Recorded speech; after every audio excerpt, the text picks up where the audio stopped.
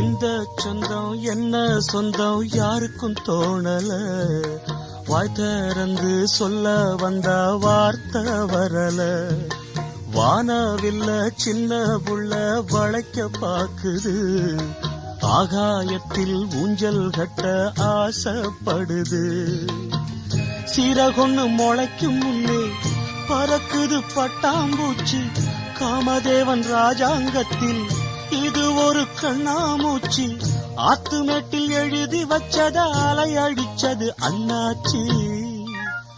சம்சாரம் அது மின்சாரம், சம்சாரம் அது மின்சாரம்.